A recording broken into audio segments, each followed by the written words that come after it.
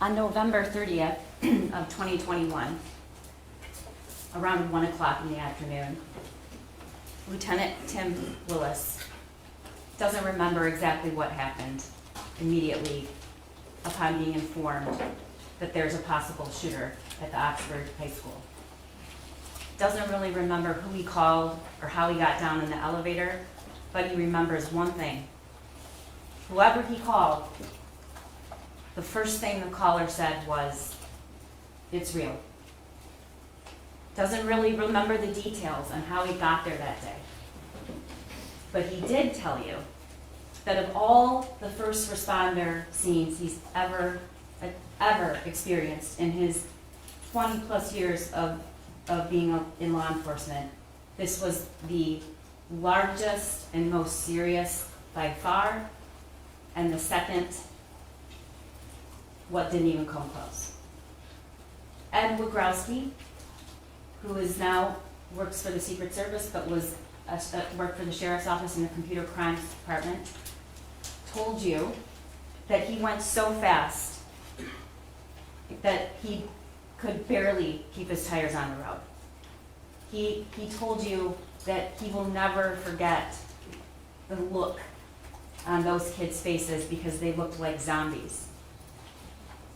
He also told you that in that moment of crisis, he will never forget the looks on the parents' faces who were waiting desperately for their kid to get off those buses.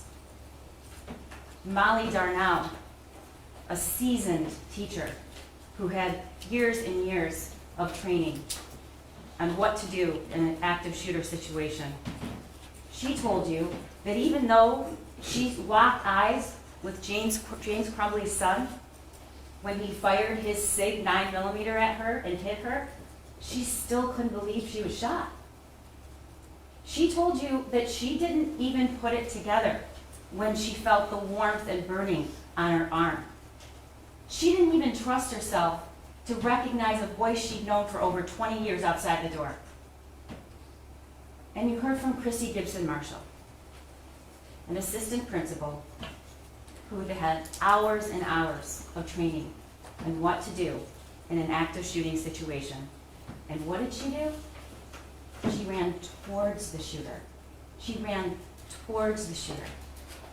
All the training, all the preparation, and she did the opposite of what she was trained to do and what she tells everybody else to do. Because she couldn't believe it. And even when she saw James Crumbley's son with that gun, she still couldn't believe it. But she wasn't going to leave because Tate needed her help. All four of these individuals trained for years and years and years. Law enforcement, what to do in an active shooting situation. Yet, all four of them, as experienced and trained as they were, had no idea how to accept the reality that this was happening. Which is why Lieutenant Willis remembers it's real. Ladies and gentlemen, those four people, they were adults. Those four trained, experienced people were adults.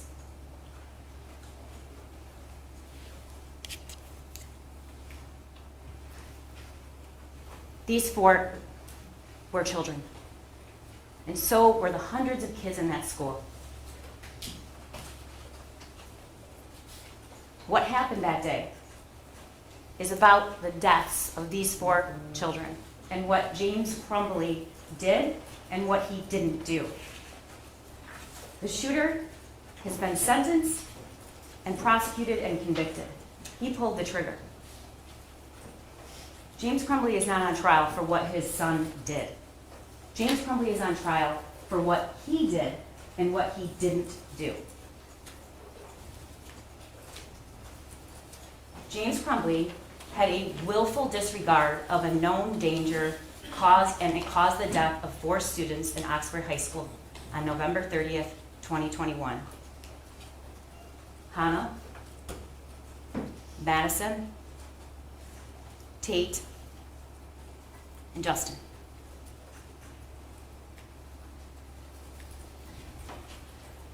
I'm going to spend a few minutes on the law, but the judge is the authority on what the law is, and she's going to instruct you what the law is. He's charged with 2 counts of involuntary manslaughter under 2 alternative theories. You don't have to find both. You don't have to agree on both. You can agree on both, but either one is the only thing you're necessary to return a verdict of guilty. The first is that there was gross negligence in the performance of a lawful act, and that the defendant caused death, and in doing the act that caused death, he acted in gross negligence. And then the second is his failure to perform a legal duty, and that he knew about the facts that gave rise to the duty, and he willfully neglected or refused to perform that duty, and he failed to perform it, and it grossly negligent to human life. And that the death of the victims were directly caused by defendant's failure to perform this duty. 4 counts of involuntary manslaughter for children who were killed. There can be more than one cause of death. James Crumbley doesn't get a pass because somebody else also caused the death of these 4 kids. And the judge will instruct you on that. It's not enough that he just made it possible for the deaths of Madison, Tate, Hannah, and Justin. You must find beyond a reasonable doubt that the deaths were the natural or necessary result of his acts or failure to act. You heard the evidence about how each of those kids were killed.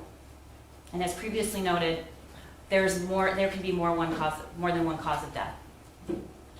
In order to find that the death of Madison, Tate, Hannah, and Justin was caused by the defendant, you must also find beyond a reasonable doubt that his son's act of shooting someone was reasonably foreseeable. Not that he knew his son was going to kill 4 people. That is not what I have to prove. Just that it was reasonably foreseeable. What's gross negligence? It's more than carelessness. It's willfully disregarding the results to others that might follow from an act or failure to act. And in order to find that, you have to find that defendant was grossly negligent, and you must find each of the following three things beyond a reasonable doubt. First, that he knew of the danger to another. That is, he knew there was a situation that required him to take ordinary care to avoid injuring someone else. Second, that he could have avoided injuring another by using ordinary care. And third, that the defendant failed to use ordinary care to prevent injuring another one to a reasonable person. A reasonable person. And it must be apparent that the result was likely to be serious injury. In Michigan, a parent has a legal duty to exercise reasonable care to prevent the minor child from intentionally harming others or prevent the minor child from conducting themselves in a way that creates unreasonable risk of harm to others if the parent knows that they have the ability to control their minor child and knows of the necessity and opportunity for exercising such control. Even before we had safe storage, there was always a legal duty that existed. That newly passed law has no bearing on your legal duty that, as a parent, that you've always had. I said this before, there are 2 theories, 2 different ways to prove the same crime. If proven, one of these, both of them, are sufficient to establish the crime of involuntary manslaughter. And again, it's not necessary that you all agree on which theory has been proven, as long as you agree that the prosecutors proved at least one of those theories beyond a reasonable doubt.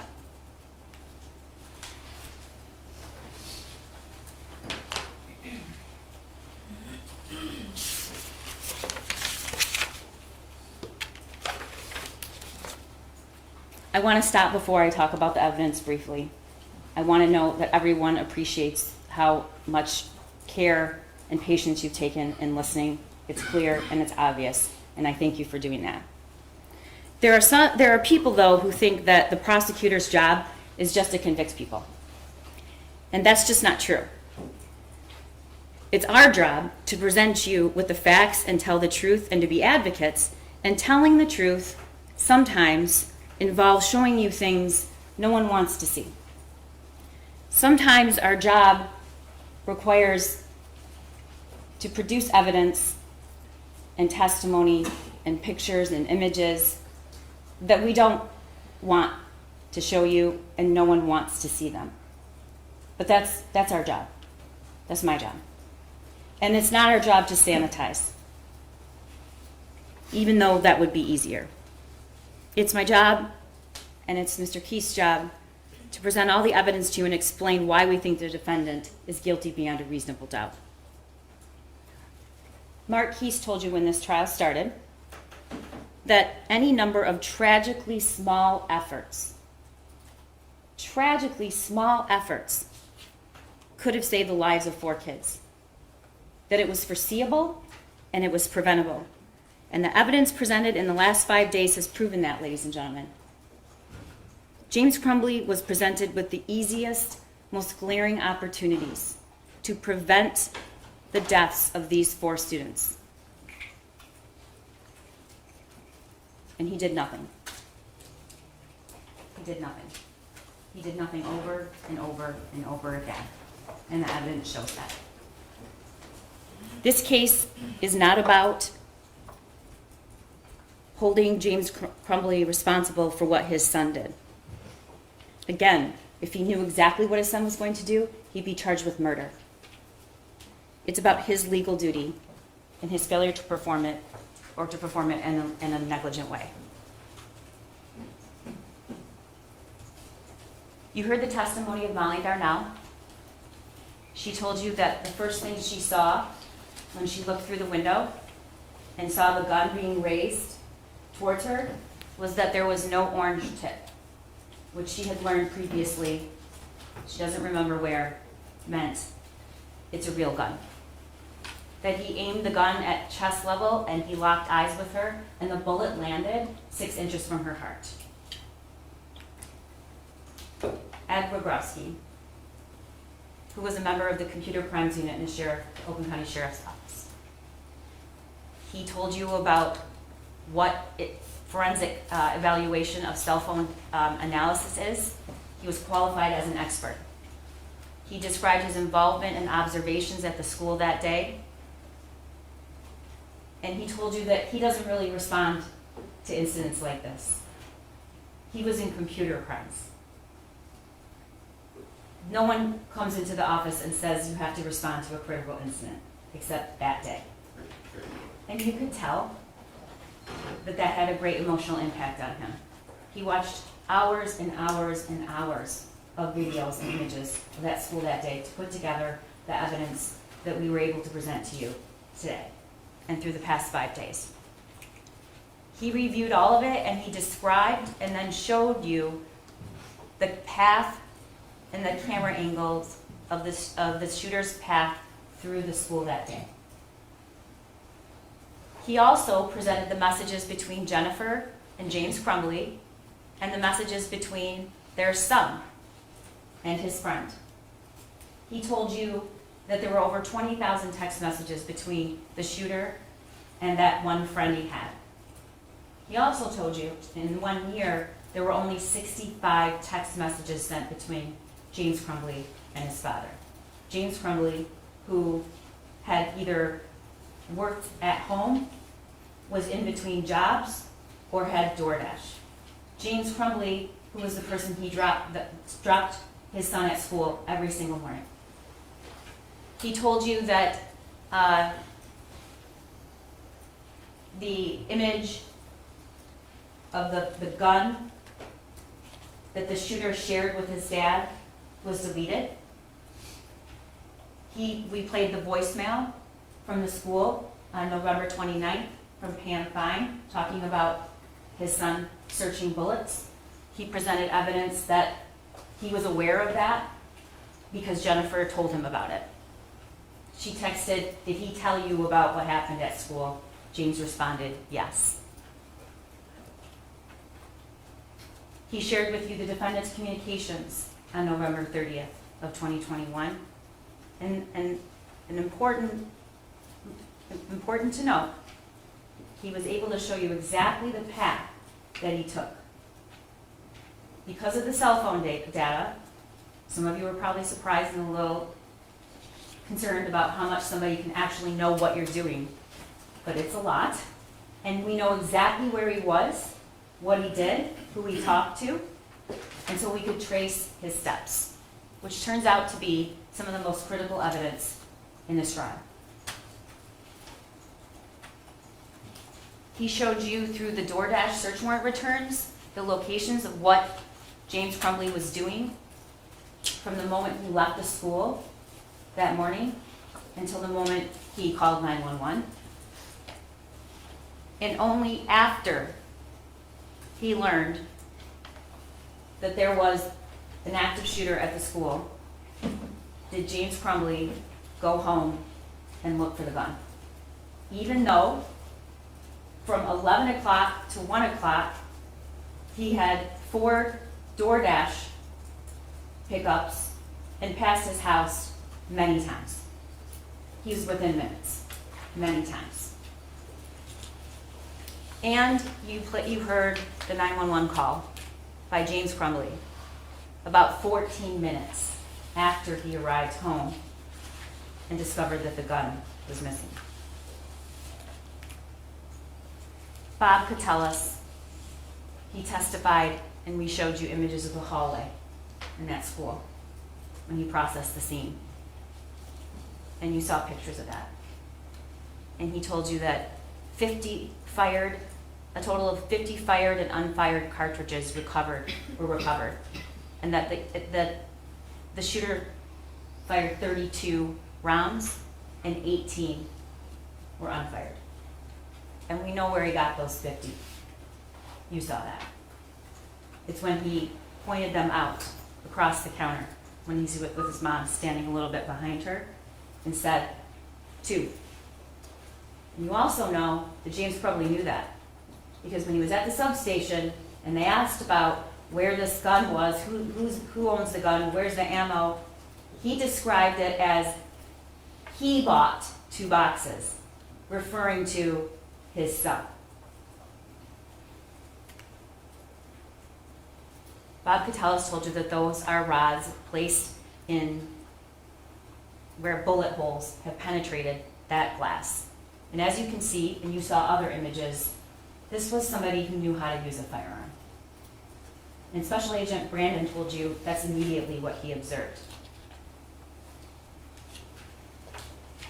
Those are shots, if landing on a human being, would kill them.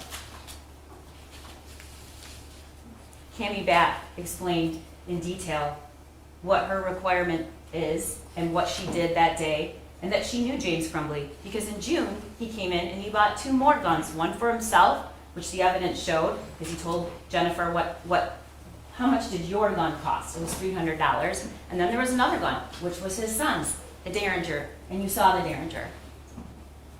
She told you that she also sold him the 9mm on the 26th, that his son was present with him. He stated he's had his eye on that gun. She told you that they sell a locking mechanism with each gun they sell, that he was provided the trigger lock statement, and that there was a cable lock with the Sig Sauer when he bought it, and it was provided to him, and the ATF pamphlet solely in existence to just warn people, once again, the dangers of firearms with minors. And she told you that regardless of what kind of mechanism they provide, they always try to provide a tool with anyone who purchases a firearm to make it safe. Sergeant Joe Bryan testified and introduced the video, the recorded statements of James in the substation. James' statements indicate he knew that his son had only one friend and that he left abruptly. He referred to the math worksheet that morning as some doodling on a paper. But that was after the shooting. Before the shooting, we know that he texted Jennifer Crumbley, WTF, when he saw it. Now he's downplaying it. It's just doodling. When asked how many rounds, he corrected Jennifer and indicated there were a box of 50 rounds that he bought his son. When asked where the gun was, James responded, it was hidden in an armoire, in the case, and the bullets were hidden in a completely different spot underneath some jeans. We're going to get to that. What James didn't say that day, no mention of any lock. No mention that the school wanted them to get their son help that day, and then when they couldn't, within 48 hours. And here's something you never hear him say. You hear him say the gun was hidden. You hear him say that there was some doodling on a paper, that he was a perfect kid. But here's what he never says. He never says, I don't know how he got it. Never said that. He never says, it was hidden. I have no idea. I can't imagine how he got a hold of this gun. Never mentions that. 4 kids just died. Your son's in custody because he committed a school shooting, and not once do you say, how did he get the gun? And you know why he didn't say it? He didn't say it because he already knew. He knew his son had access to the gun. Christy Gibson Marshall, as we just talked about, heard gunshots, saw kids running in a way that wasn't normal, went towards the shooting, identified and spoke to James Crumbley's son, and you saw that video, how she just stood there. Sean Hopkins. Sean Hopkins was a counselor. He testified that the shooter was looking up bullets the day before. He was aware of that. That morning he was told he was watching violent videos. And he told you that even in a 20-minute period of time, he was concerned enough to call parents and ask them to come to school right then. He told you that he said he needed help right away. He wanted them to get him some help right away. He told you that he was very concerned about the images, but his main concern was for the safety of the shooter. He told you he didn't want him to be left alone. And he said in that meeting, he never received relevant information from mom and dad. It was short. It was a very, very small period of time for a meeting that takes place when you have to come from your work. James was at the barn at the time. Go to your son's school. They were in and out of there in a very short period of time.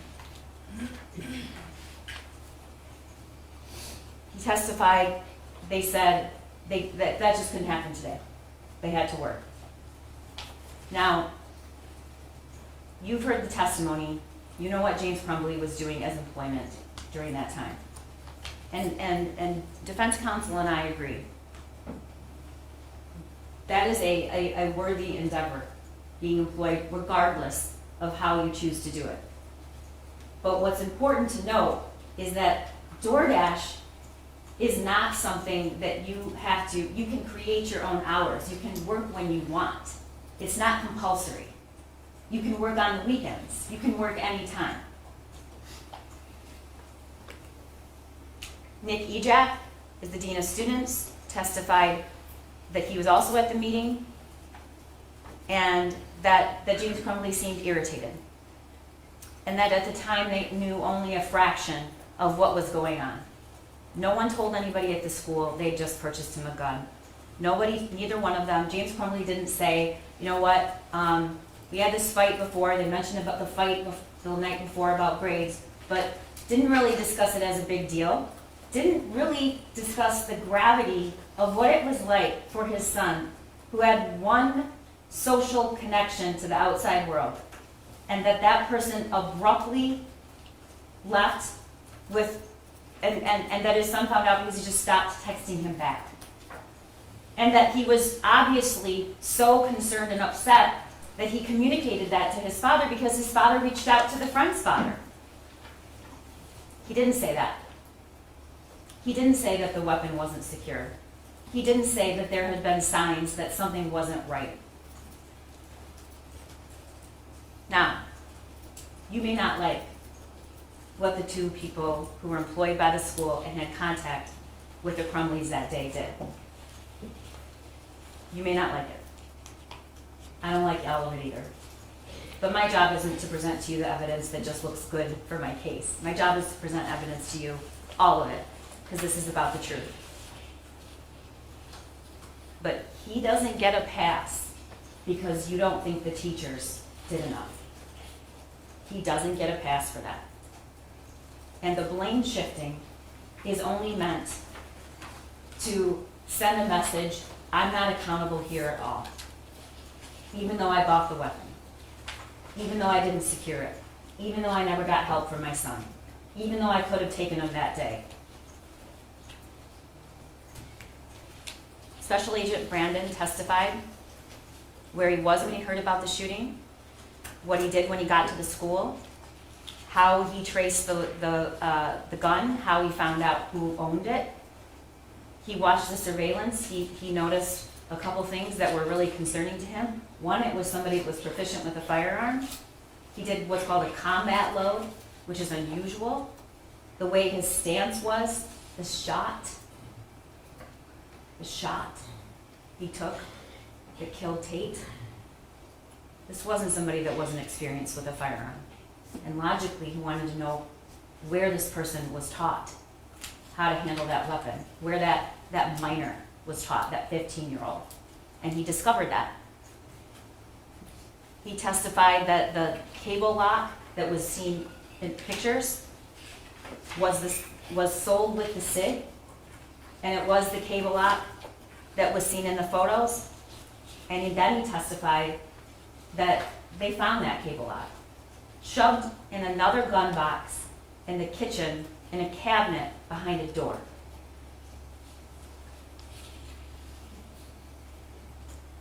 You also heard him tell you that the minute he looked at that drawing, he instantly noticed the gun. It wasn't just any old gun. It wasn't. And maybe you wouldn't have picked that up. But Special Agent Brandon did. And you know who else would have known? The person that purchased the gun, James Crumbley.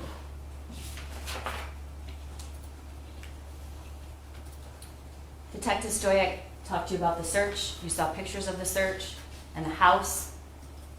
You saw where the gun box and the ammo box were when they searched the house. It was on their bed. You also saw a map and learned a pretty small house. Pretty small. You learned he had 2 bedrooms. And you learned that in that master bedroom, which was small, there was the bed, some nightstands, and 2 other pieces of furniture. The TV stand, where he found the 2 other weapons that were in a gun safe, a locking mechanism, with the code set to 000, which is the default.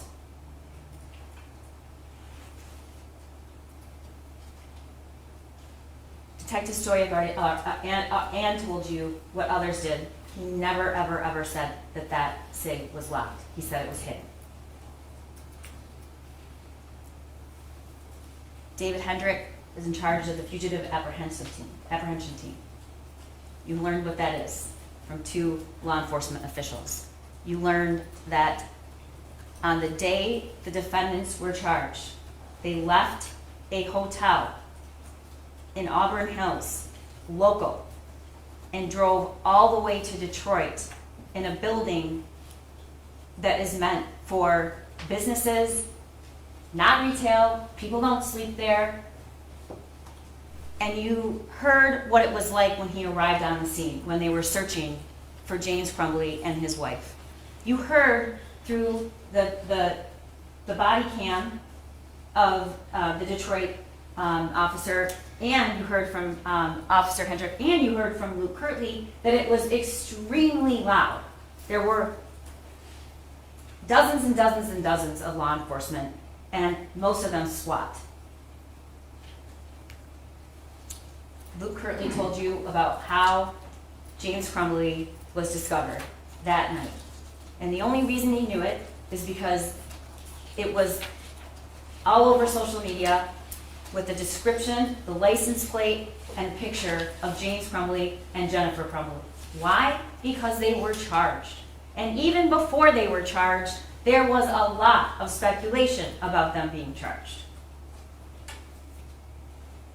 Luke told you about what that building looks like, what it's for, who's normally there at night, not many people, that he shares a wall with that studio that they were found in, that mattress they pulled in was out in the hallway. He again told you how loud, and that it would have been impossible if he was in his unit not to hear that. Officer David Metzke told you that there were tons of officers, multiple agencies, and that they took a 35-pound steel ram to bypass multiple doors, and they used it, and it was loud. I think he testified we had the bigger guys do that. We saw through his body-worn camera the arrest of James Crumbley, who was laying on the mattress and seemed to be wanting to create the impression that he was sleeping. There's a big problem with that. One, we know that shortly after Luke Kirtley went out to see the license plate, that he followed him shortly after, and he was awake. And shortly after that, dozens and dozens and dozens of law enforcement show up on the scene. It's a first floor unit, the windows face that parking lot. Lights and sirens, media were there, yet he's lying on a bed as if he's sleeping. William Creer told you what they discovered.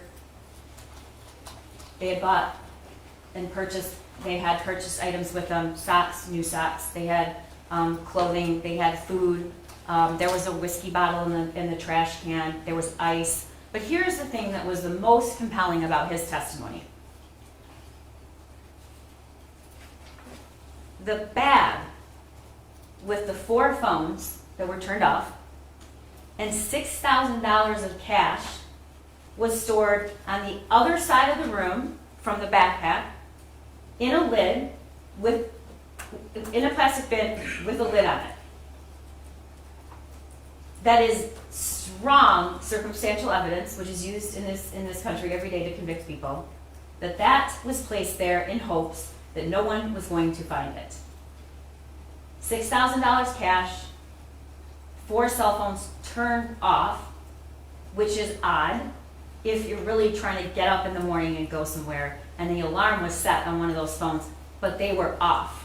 But what did Ed Wogrowski tell you? He told you that you can't track a phone if it's off. You can't track it. You all learned, if you've learned nothing else, turn your phone off if you don't want to be tracked, because there's all sorts of ways. Lieutenant Willis testified. He showed you the bank records showing what they did when they found out that their son was charged and when there was talk of them being charged. He talked to you about the scene at Oxford High School. And it was a really detailed description of what it was like in that school that day. Because hundreds and hundreds of law enforcement officials went to that school, some miles away. No one asked them to. They just drove there from all different parts. And so it was Tim Willis's job to take all of those people who wanted to help and give them something to do and get the scene processed and start building a case. And answering questions, which is really what an investigation is about, way before you get to a prosecutor. Because sometimes you never get to the prosecutor. Your job is to go where the evidence leads you And there were things about this case from the very beginning that just seemed like questions that needed to be answered. And one of them was, that gun was purchased 4 days earlier by James Crumbley, who was the same person who was at the school that day. This is information they're learning immediately. They do a search warrant for the house and for phones, and they find out a lot of information. You saw the video of the shooting. There's a reason we tell the media they have to turn their cameras off. We don't want those images out there. We don't want them to be on the internet. We don't want to encourage another school shooter. And we don't take any pleasure in showing it to you. But it's our job to know the truth and look at it and not look away. He told you how each of those kids died.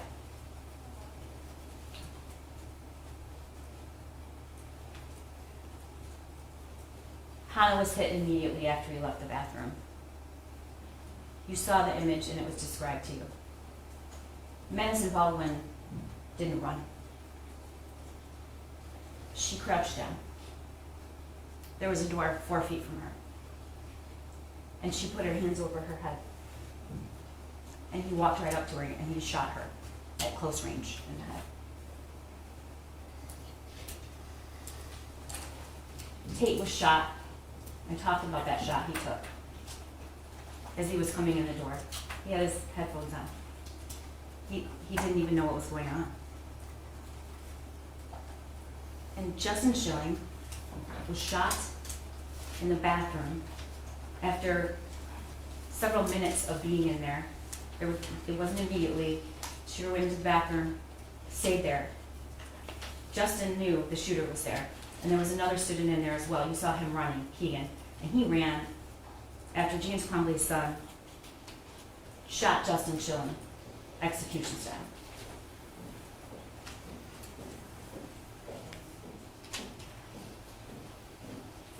Defendant's son had access to and the use of this gun.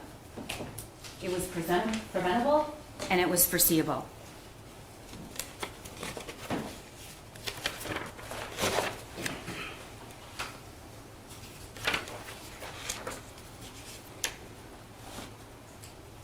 You heard during jury selection, and you heard during opening, and if my prediction is you're going to hear it again,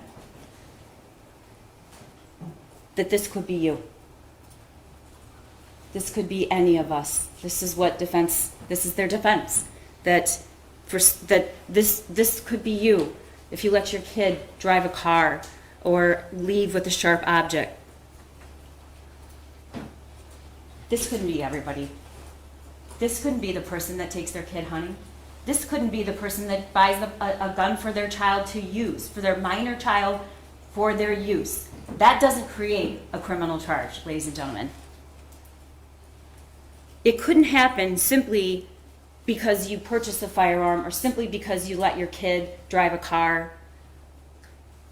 Beware of the claim that this could be you. Beware. It is not the case that finding James Crumbley guilty of gross negligence would result in a criminal charge for every parent who doesn't know what their child is doing at all times. And it is not the case that he was faced with the same normal challenges as parents that we all go through and suddenly found himself in a courtroom being charged with involuntary manslaughter. It is just not the case, and the evidence shows it.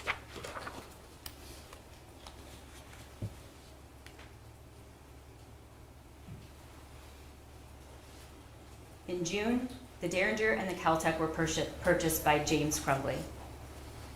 We know that Caltech was left out, unsecured, with ammo. Why do we know that? You saw that picture and video and the one he sent to his friend, and you saw the text that accompanied it. But before we get to that, this is an image from the video that you saw. It was 12:30 at night. That is his cat, Dexter. That is the shooter's cat. That magazine is loaded and it was shoved on a table to load it, not a proper or safe way to handle a firearm. And there is a round in the chamber and the safety is off because red means dead. And Special Agent Brandon told you that. Even if James Crumbley was standing next to his son, that would still be an extremely dangerous way to handle a firearm. But we do know what happened. Because he told his friend when he texted it to him. My dad left it out, so I thought, why not? This is precisely the reason there's a legal duty in the state of Michigan to prevent your kid from harming himself or somebody else. All I need is my 9mm pistol, which I currently am begging my dad for. This is from his journal. First off, I got my gun. It's a Sig Sauer 9mm. Second, the shooting is tomorrow. I have access to the gun and the ammo. I have access to the gun and the ammo. Then we have defendant's own statements. James Crumbley said it's a substation. James responded when it asked where the gun was. It was hidden in our armoire in the case, and the bullets were hidden in a completely different spot underneath some jeans. Here's what he doesn't say. Never claims it was locked, never says it was inaccessible to his son, and again, never says or expresses any surprise on how his son got a hold of it. We know he took him to the range. We showed you videos and images of that. In fact, 8 times we know that happened.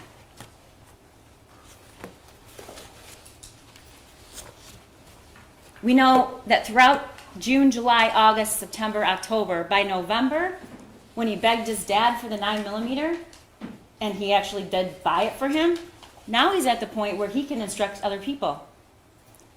It's James Crumbley's son that knows more about guns and when he takes his mom to the range. And how did he learn? James Crumbley taught him. He didn't take himself to the range with his dad. This is the shooter 2 days, 1 day after the gun was purchased for him. He's packing it up.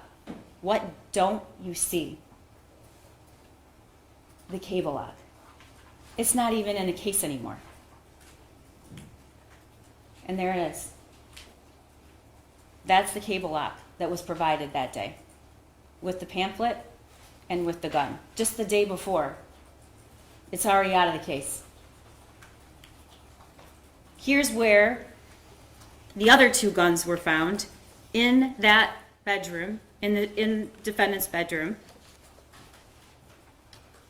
in a safe,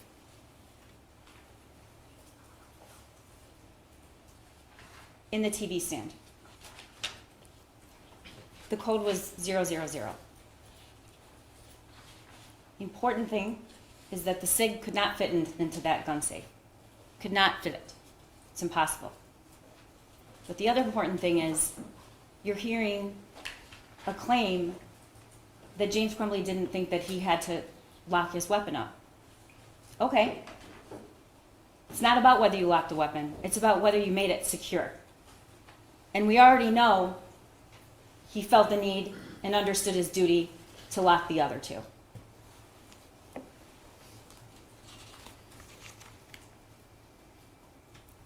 Special Agent Brandon read to you the lines if he had opened it up, if he had read it, if he had believed it, those deaths could have been prevented.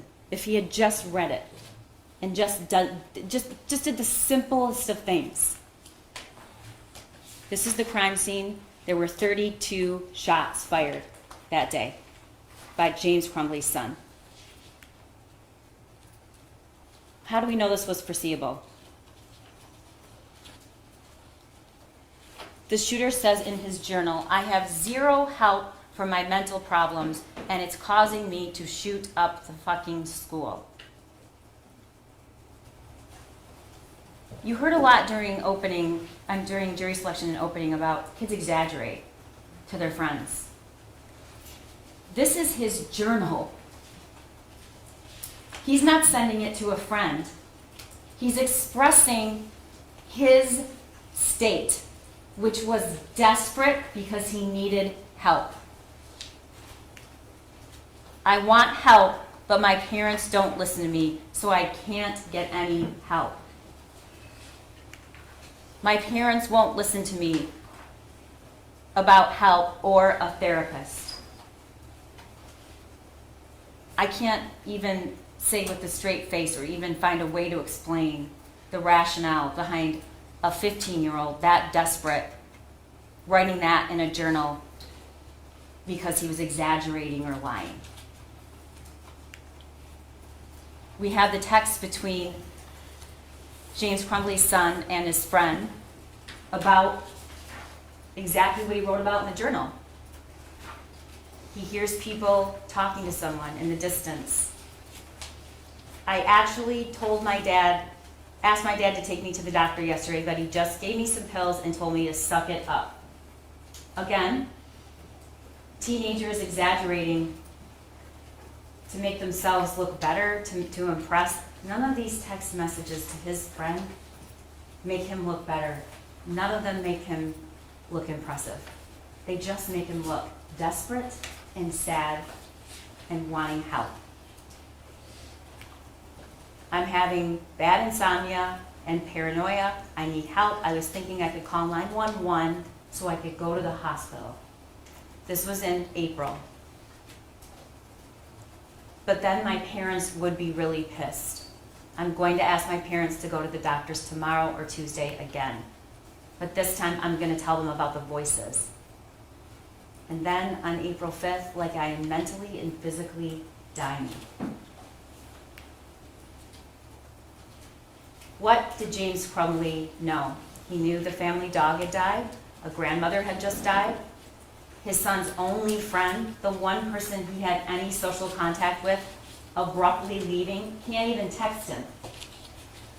Knew his son was completely isolated. Knew he had looked up bullets the day before. Knew he was upset the night before.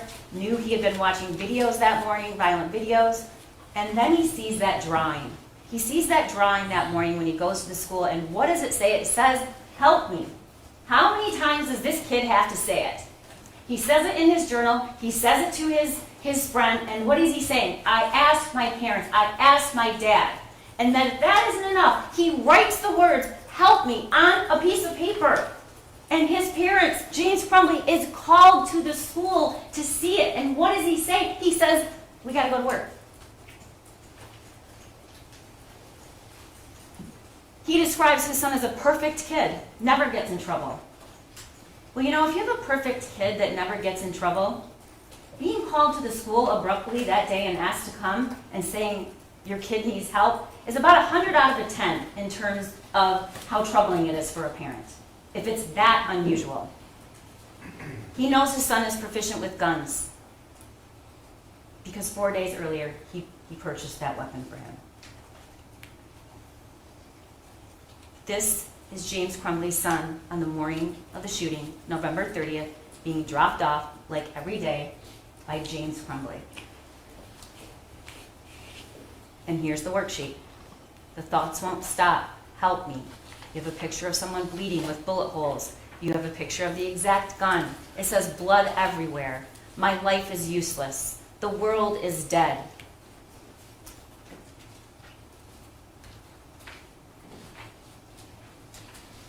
This is the worksheet James Crumbley looked at when it was texted to him.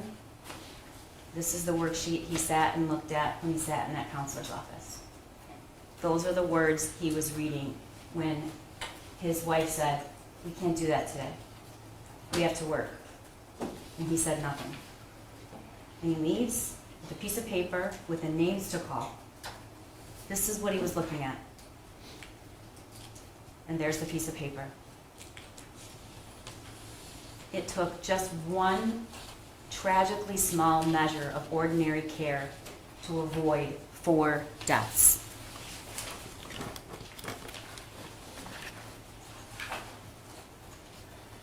James Crumbley failed to use ordinary care, which could have prevented the death of these 4 kids. Didn't stop at home to check to see where that gun was.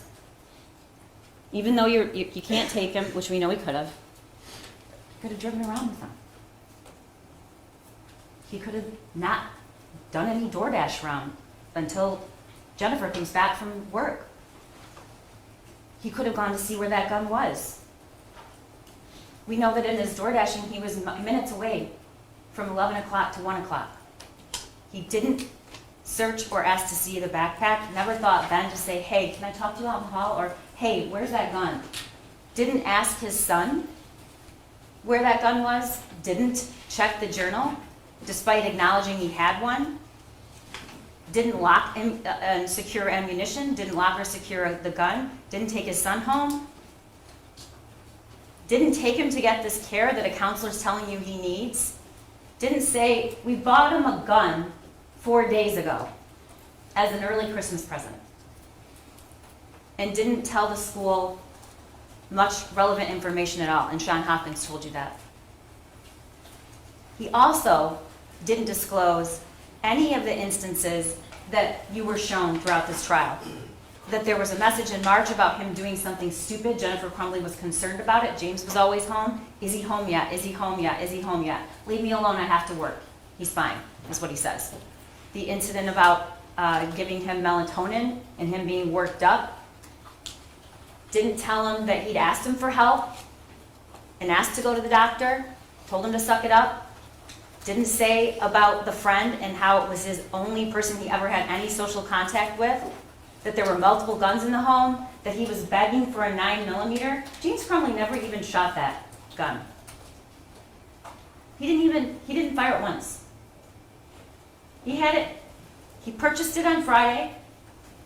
On Saturday, he was gone all day doing DoorDash. On Sunday, he was gone all day doing DoorDash. And that he wants you to believe he had this secure hiding spot. What, it was a hiding spot for 1 day? We know it wasn't there on Saturday. We have the shooter taking pictures of it. And we know the cable lock isn't around. And we know Jennifer leaves. He's alone with this gun. Didn't say that it was identical to the one in the drawing. Didn't say he bought 50 rounds to take home. Expensive rounds to use at a range. This is the DoorDash information from 11 o'clock to 1 o'clock and all of the times he passed that house. He was within minutes. We know that he was absolutely concerned about this worksheet until after the shooting in the substation where he says it was doodling. We also know that not once on any of his devices did we find any searches or information he was trying to get about firearm safety or how to make sure a minor doesn't get a hold of it, laws, any of it, until after the shooting. We know that at 10:37 he arrives at school. His son leaves at 10:52. They're gone by 10:53. At 11, he logs on to DoorDash. He completes 4 orders. He tells us in the 911 call and at the substation, he saw cop cars. We know that 12:51, the shooting starts, and we start to see students and parents, we heard, arrive at the Meijer. They're being told by dispatch that's where their unification time is.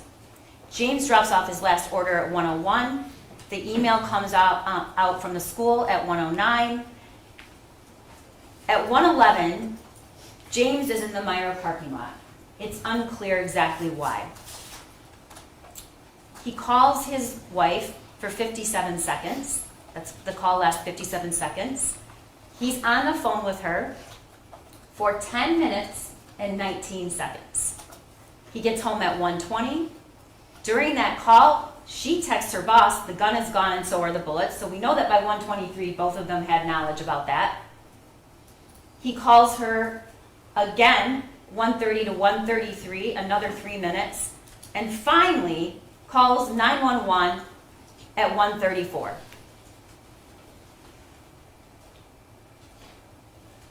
There were 1,800 students in Oxford High School. There was one parent who suspected their son was the school shooter, and it was James Crumbley. You know what that's called? It's called foreseeability. That's what that's called.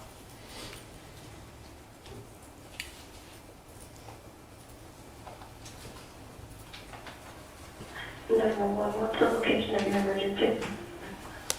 Okay, I'm not really sure. I'm at my house.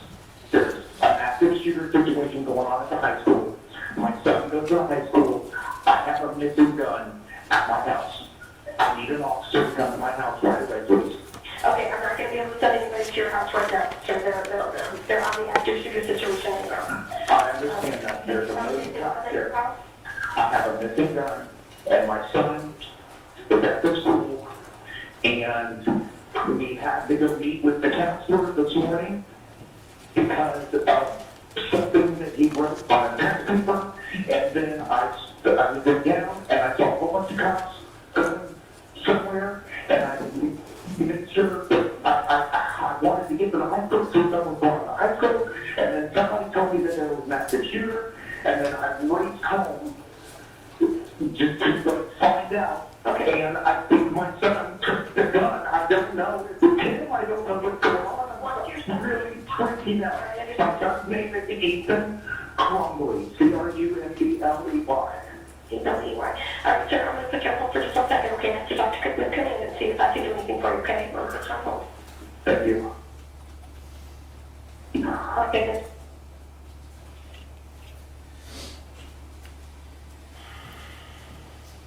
You just heard this. I have a missing gun. My son is at the school, and we had to go meet with the counselor this morning because of something that he wrote on a test paper. And then I saw cops going somewhere. I wanted to go to the school, see what was going on. I heard about the active shooter, and I raced home just to find out. We don't have to discover or argue about whether or not he was put on notice that something was really, really wrong. He says it. He says it. He calls and he says, because of this meeting at the school, and because I have a gun, I went home to look for it when he heard about the shooting. So the question of whether or not that did concern him, it's not a question. We know it concerned him because he said it. And then at the substation, and this is what he says, and somebody said there was an active shooter, I immediately freaked out because the situation. And after I saw all the cops, after I found it was an active shooter that went on this morning, and after what went on this morning, what's he talking about? He's talking about the meeting and the words on paper. It says, help me, blood everywhere, with a picture of the gun he bought him. So I raced home and I found the gun missing. We went into detail about what James Crumbley and his wife did after they thought they might be charged with a crime. And the evidence clearly shows what they didn't do. They did not turn themselves in. They did not make sure that they were in the area. They withdrew $6,000 and they went to Detroit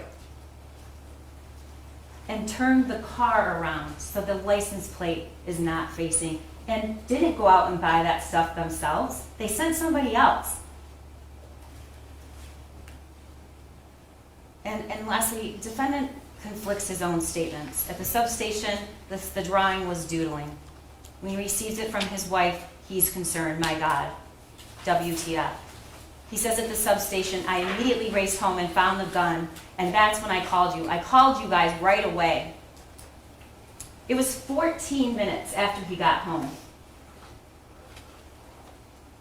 You think your kid has this gun, you know he does. You know he's really upset, you know the words he wrote, you suspect he's the shooter, and you wait 14 minutes to call 911? He doesn't know when the shooting started or when it ended. I think he owed something to the parents and the kids in that school to at least try, once he did figure out that the gun was gone, which any reasonable person would have known. But why lie and say you call right away? You called after a 10-minute conversation with your wife.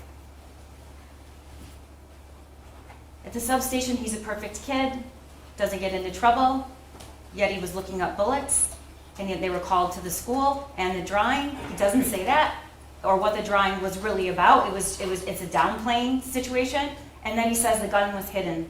And again, never once, I don't know how he got it.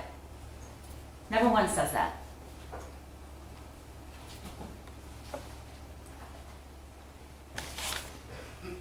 James Crumbley had concerns that day. He knew something was wrong. He said it in his own words. And we know that because of what was on the drawing, and we know that because we know what his response was when he received the drawing. He kept those concerns private that morning. But he didn't just fail to inform the school. He failed to act. James Crumbley failed his son in a tragic way. You're not going to hear me say that's not true. But he didn't just fail his son. He failed Hannah. He failed Madison. He failed Tate. And he failed Justin.